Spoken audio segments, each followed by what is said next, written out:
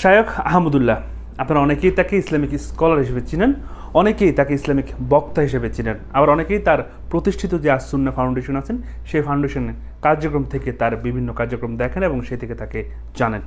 শায়খ আহমদুল্লাহর বাড়ি লক্ষ্মীপুর, তবে তিনি লক্ষ্মীপুরের বাসিন্দা হলেও তিনি কিন্তু সারা দেশে তার প্রতিষ্ঠিত আসুন্নাহ ফাউন্ডেশনের মাধ্যমে তিনি কিন্তু বিভিন্ন কর্মকাণ্ড করে থাকেন।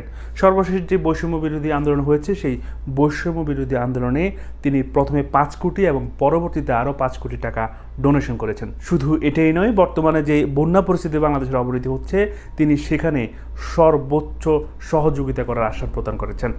তিনি কিন্তু দলমত নির্বিশেষে সকলের কাছেই কিন্তু সম্মানের পাত্র। কিছুদিন আগের যে অন্তর্বর্তীকালীন সরকার গঠন হয়েছে সেই সরকারের তাকে উপদেষ্টার দায়িত্ব দেওয়ার জন্য আমন্ত্রণ জানানো হয়েছে, কিন্তু তিনি সেই আমন্ত্রণ গ্রহণ করেননি। তিনি এটা বুঝিয়েছেন যে শুধু পদ পদবি থেকে নয়, মানুষের যদি কারোর জন্য কিছু করার